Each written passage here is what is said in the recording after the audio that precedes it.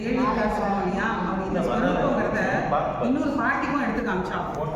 அது என்னன்னா, அந்த பாட்டி வந்து வெளியில இருந்து அந்த மரத்தை, அந்த உத்தரவிதியில இருக்கக்கூடிய அந்த மரத்தை எப்படி பார்த்தாங்க. வெளியில எல்லாரும் பழுத்த மரத்துக்கு அடிபடும் சொன்ன மாதிரி மாமுனிகளுக்கும் எதிரிகள் இருந்திருக்காங்க. மரத்தை தீ வச்சு கொளுத்திட்டார். இவர் என்ன பண்றார், இவர் இந்த சேஷம் இல்லையா, அதனால உள்ளுக்குள்ளேருந்து அப்படி மெதுவா வெளியில வந்து வேடிக்கை பார்க்குற கூட்டத்தோட நின்னாராம். வேடிக்கை பார்க்குற கூட்டத்தோட நின்னா.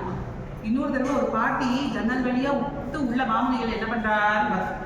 இன்னும் நீங்க போய் பாருங்க, மாமுனிகள் காலக்ஷேபம் ஆகிற அந்த இடத்துல கொஞ்சம் மாதிரி இருக்கும். அந்த அதுல எட்டி பார்க்குறா, மாமுனிகள் வெள்ளை வெளியிடன்னு இருப்பார். மாமுனிகள் நல்ல வெந்நீரம். ஏற்கனவே நம்ம பார்த்துருக்கோம் பலராமன். பலராமன் என்ன நிறம், நல்ல வெந்நீரம். கண்ணன் காவேரி. இப்படி இவ்வளோ நிறத்தோடு இருக்கிறதுனால அந்த லட்சுமணன்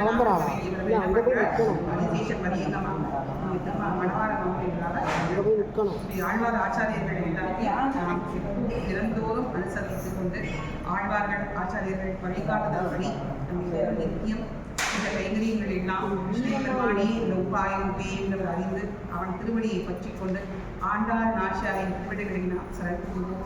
ஆண்டாள் நாச்சியார் திருவிடைகளே சரணம். திருவாடி புறத்த சகதவித்தாள் வாழியே, திருப்பாவை முப்பதும் செப்பினாள் வாழியே, பெரியாழ்வார் பெற்றெடுத்த பெண் பிள்ளை வாழியே, திருமுதோர் மாமுனிக்கு பின்னால் வாழியே, 143 தாழ்வாழியே, இரத்தற்கே கண்ணி முதலில் தாழ்வாழியே, மறுவாரம் திருமழை வளநாடி வாழியே, மண்புதுவை நகர்கோதை பதங்கள் வாழியே.